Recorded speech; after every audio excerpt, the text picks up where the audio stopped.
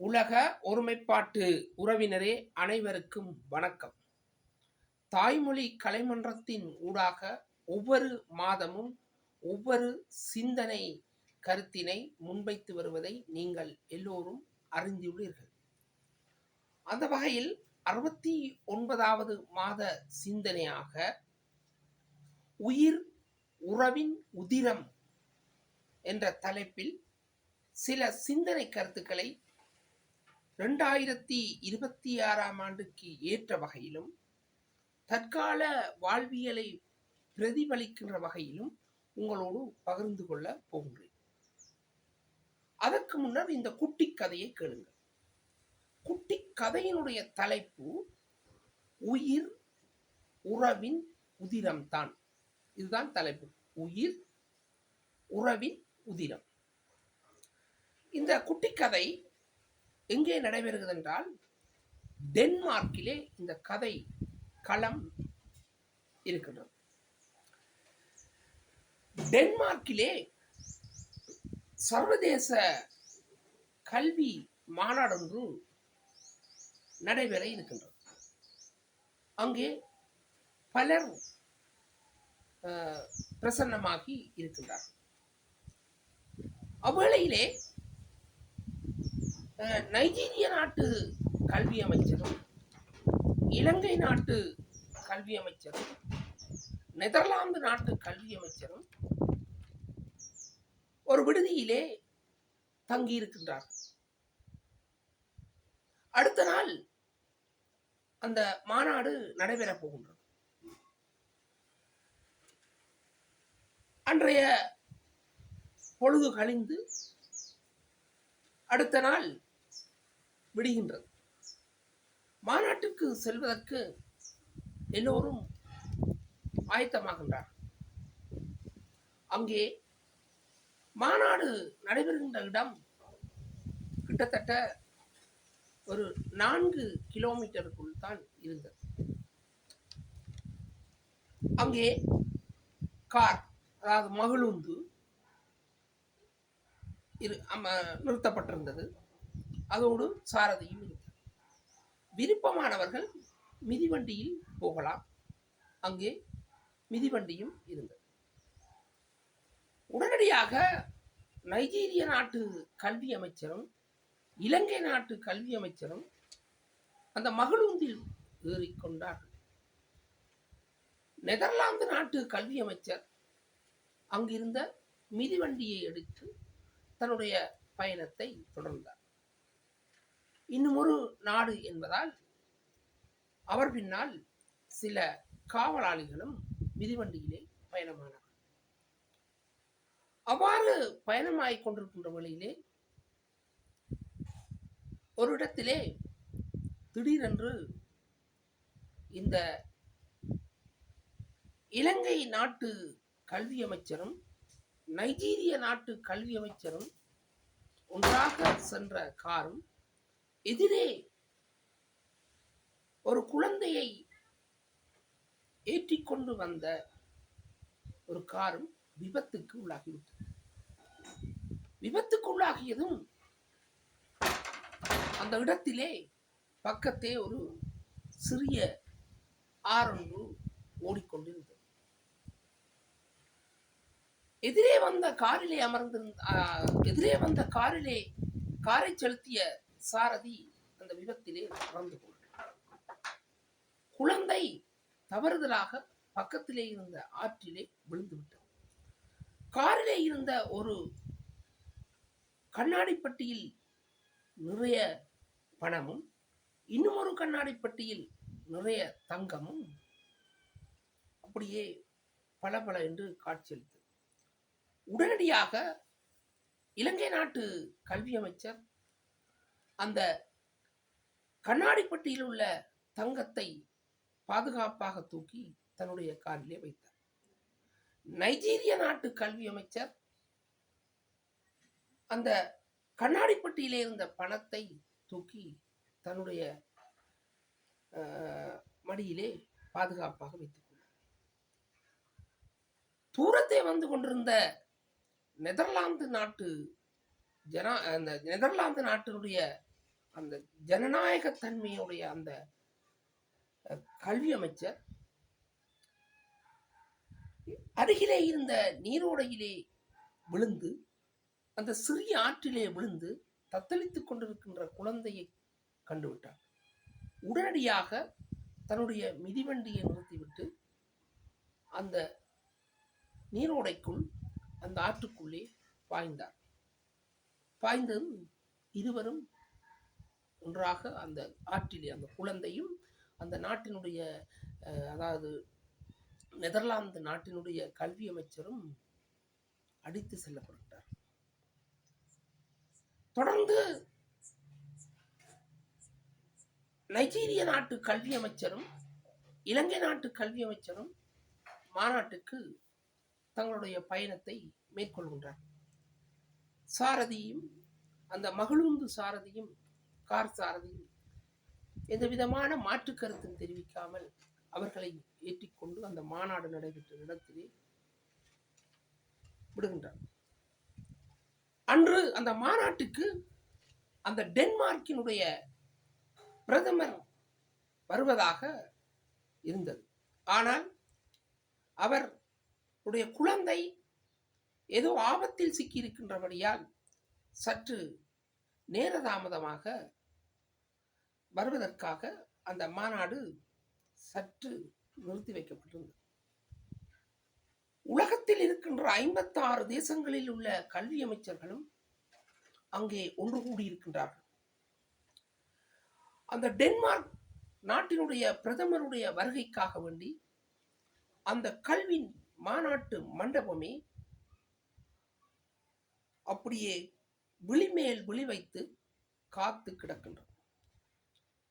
சிறந்த கல்வி அமைச்சர் விருதை, டென்மார்க்கில் வழங்கப்படுகின்ற அந்த விருதை இம்முறை யார் பெறப்போகின்றார்கள் என்று எல்லோரும் ஏங்கிக் கொண்டிருந்தார்.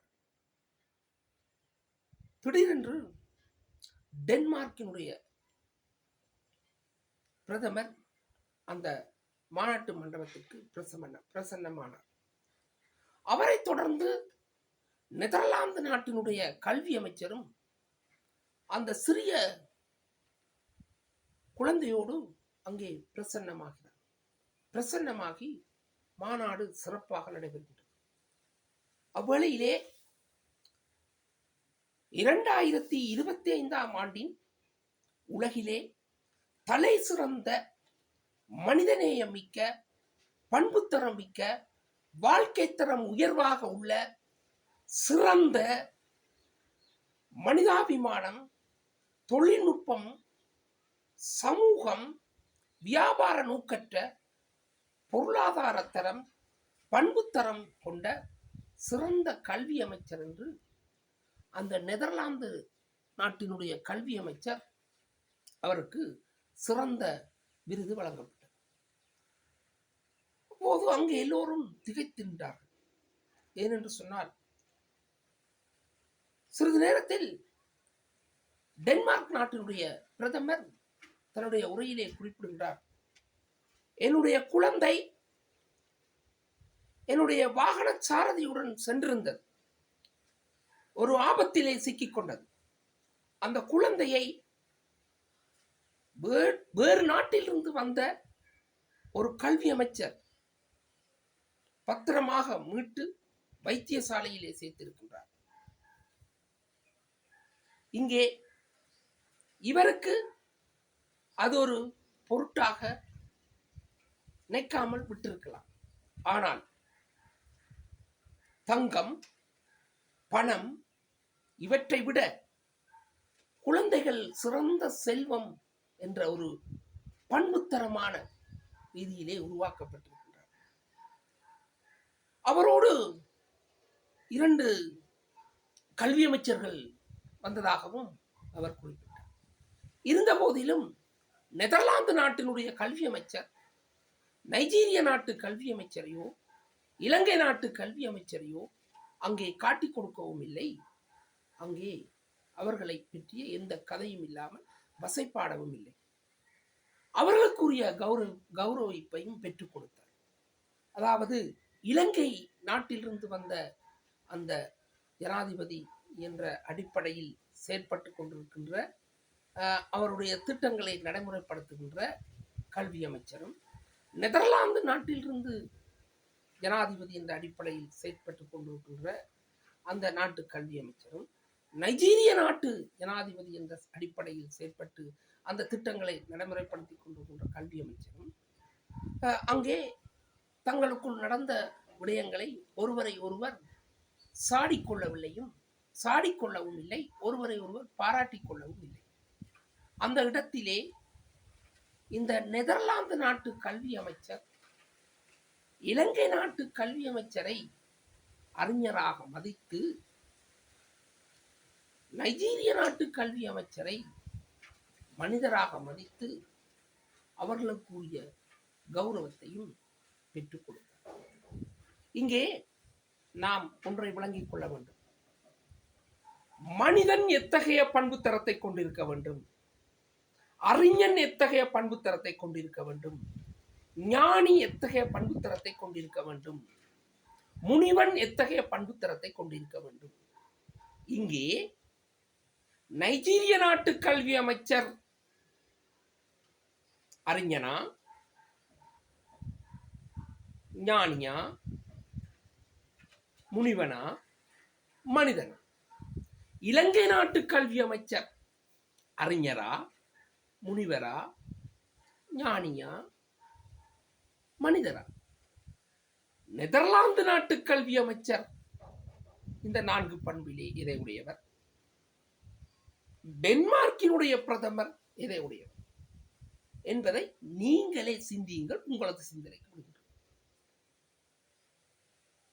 இன்று உலகத்திலே மக்களுடைய வாழ்க்கை தரத்திலே முதலாவது நிலை, அதாவது 2025ஆம் ஆண்டு ஆய்வுகளின்படி முதலாவது நிலையிலே உள்ளது நெதர்லாந்து, 2வது நிலையிலே உள்ளது டென்மார்க், 3வது நிலையிலே உள்ளது லக்சம்பேர் என்ற நாடு. இந்த 3 நாடுகளும் பொருளாதார ரீதியில் பண்பு தரத்திலே தங்களுடைய வாழ்க்கை தரத்தை உயர்த்தி கொண்டிருக்கின்றனர். சாதாரண மக்களுடைய வாழ்க்கை தரத்திலே மிகவும் கீழ்நிலையிலே உள்ள நாடுகளிலே முதலாவதாக இருப்பது நைஜீரியா, 2வதாக இருப்பது இலங்கை. ஆகவே இந்த நைஜீரியா, இலங்கை தொடர்ந்து 3வதாக இருப்பதையும் சொல்லிக் கொள்கின்ற வேண்டும். 3வதாக இருப்பது பங்களாதேஷ். இந்த 3 நாடுகளிலும் வாழ்கின்ற மக்களுடைய வாழ்க்கை தரம் ஏன் கீழ்நிலையிலே இருக்கின்றது? இங்கே இருக்கின்ற பாரம்பரிய சித்தாந்த கோட்பாடுகளும், மத கோட்பாடுகளும், கட்சி சார்ந்த செயற்பாடுகளும், இனம் சார்ந்த செயற்பாடுகளும், மொழி சார்ந்த மொழி திணிப்பு, மொழி அழிப்பு, மொழி உரிமை மறுப்பு கொள்கைகளும் அதிகம் இருக்கின்றது. உங்களுக்கு தெரியும், ரஷ்ய நாட்டினுடைய ஜனாதிபதி என்று சொல்லக்கூடிய வகையிலே அந்த நாட்டினுடைய பிரதமரையும் செயற்படுத்த பிரதிபலிக்கின்ற விளாதிமிர் புடின் அவர்கள் குறிப்பிட்டிருக்கின்றார், இந்தியா ஒரு பன்மைத்துவ கலாச்சாரத்தை கொண்ட ஒரு பன்மை மொழி கலாச்சார நாடு. ஆனால் இலங்கையிலே இன்று ஒரு காலனித்துவ ஆட்சியிலிருந்து சற்று எடுபட்டு கொண்டு வந்தாலும் மொழி திணிப்பும் மொழி அதிகாரமும் அதிகரித்துக் கொண்டிருக்கின்றது. ஆகவே இந்த முறை மாற்றம் பெற வேண்டும்.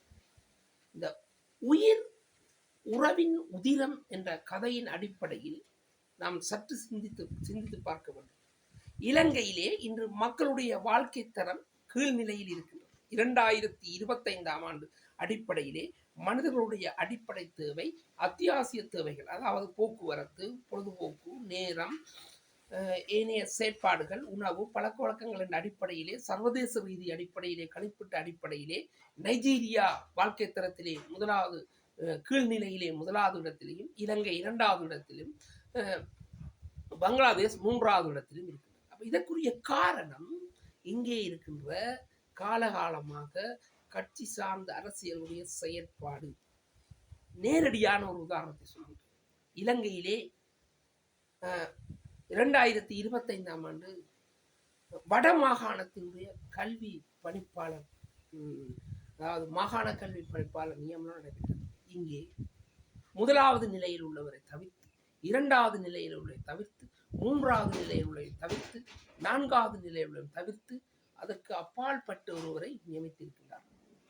ஆகவே இங்கே இருக்கின்ற இந்த நடைமுறை, இந்த சிஸ்டம், ஆட்சி முறை என்பது யார் யார் அரசியலுக்கு வருகின்றார்களோ, யார் யார் அதிகாரத்துக்கு வருகின்றார்களோ அவர்களுக்கு சார்பானவர்களை கட்டி அணைத்து கொண்டு ஓடுகின்றார்களே ஒழிய, பொதுவாக இந்த நெதர்லாந்தை போன்றோ அல்லது டென்மார்க்கை போன்றோ அல்லது லக்சம்பேர் போன்ற அந்த 3 நாடுகள் மக்களுடைய வாழ்க்கை தரம் இன்று உயர்வாக இருக்கிறது என்றால் சிந்தித்து பாருங்கள். நெதர்லாந்து நாட்டிலிருந்து டென்மார்க் நாட்டுக்கு சென்ற அந்த கல்வி அமைச்சர் 4 கிலோமீட்டர் தூரத்துக்கு ஒரு வாடகை காரில் மகளுந்தில் செல்லாமல் மிதிவண்டியில் சென்றிருக்கின்றார் அந்த மாநாட்டுக்கு. அவருடைய ஒரு மகிழ்வான ஒரு தருணம். ஆனால் நைஜீரிய நாட்டு கல்வி அமைச்சரும் இலங்கை நாட்டு கல்வி அமைச்சரும் அங்கே இருக்கின்ற அந்த மகளுந்திலே சென்றிருக்கின்றார். ஆகவே இவர்கள் அரசியலுக்காக வேண்டி, அதிகாரத்தை கைப்பற்றுவதற்காக வேண்டி பொது போக்குவரத்தை பயன்படுத்துகின்றோம். போட்ட சேட்டுக்கு மாற்று சேட்டு இல்லை, ஒரு சீப்புக்கு மாற்று சீப்பு இல்லை என்று பேச்சிலே முழங்கிக் கொண்டிருக்கின்றார்கள். சாதாரண மக்கள் வாழ்க்கை தரத்திலே கீழே நிற்கின்றார்கள். இன்று இந்த சர்வதேச ஆய்வு ரீதியாக 2025ஆம் ஆண்டு வந்திருக்கின்ற ஆய்வு இதற்கு சான்று. சில வேளையில் இது உங்களுக்கு விளங்காமல் இருக்கலாம். ஆகவே தொடர்ச்சியாக உயிர் உறவின் உதிரம் என்ற கதையினூடாக இலங்கை நாட்டினுடைய மக்களுடைய வாழ்க்கை தரம் மிகவும் கீழ்நிலையில் இருப்பதற்கு காரணம் இங்கே இருக்கின்ற கட்சி சார்ந்த ஒரு சுயநலப்போக்கு மிக்க, ஒரு வியாபார தன்மை மிக்க, ஒரு போதைப்பொருள் வியாபார அடிப்படையிலே ஒவ்வொருவரும் தங்களுடைய லாப நோக்கு அடிப்படையிலே செயல்படுகின்றமையால் சாதாரண சாமானிய மக்களுடைய வாழ்க்கை தரம் மிகவும் கீழ்நிலையில் இருக்கின்றது என்பதற்கு தற்போது வெளிவந்திருக்கின்ற ஆய்வே சான்று பகர்கின்றது. ஆகவே இன்று கல்வி கொள்கை உருவாக்கப்படுகின்றது. கல்வியிலே ஒரு சுயாதீனமான கொள்கை உருவாக்கப்படுகின்ற வேளையிலே முன்னர் இதழ் வடிவம், அதாவது முடிவு என்ற அடிப்படையிலே வந்து அதில் எத்தனையோ மில்லியன் ரூபாய் காசுகள் அநியாயமாக்கப்பட்டது. இப்பொழுது தொழில்நுட்ப கல்வி என்று, அதாவது லைன் இணைப்பு என்ற அடிப்படையிலே வந்து அது தவறுதலாக இணைக்கப்பட்டு அதில் எத்தனையோ மில்லியன் பணம் வீணாக்கப்பட்டிருக்கிறது. ஆகவே தொடர்ந்து வருகின்ற ஒவ்வொரு ஆட்சியாளர்களும் தங்களுடைய கல்வி கொள்கைகளையும் கோட்பாடுகளையும் பரப்புவதற்காக மக்களுடைய வாழ்க்கை தரத்தை மிகவும் கீழே இழுத்து செல்கின்றார்கள். ஆகவே இது மாறுவதற்கு நாம் சுயாதீனமான செயல்பட்டு, சுயாதீனமாக ஒவ்வொரு மனிதனும் ஒவ்வொரு அறிவு அடிப்படையிலே அந்த நெதர்லாந்து நாட்டு கல்வி அமைச்சரை போன்று செயற்பட்டால் வாழ்க்கையில் வெற்றி பெறலாம். மீண்டும் ஒரு சிந்தனை கருத்தில் சந்திக்கின்றேன். அன்புடன் புயல் நேசன். நன்றி, வணக்கம்.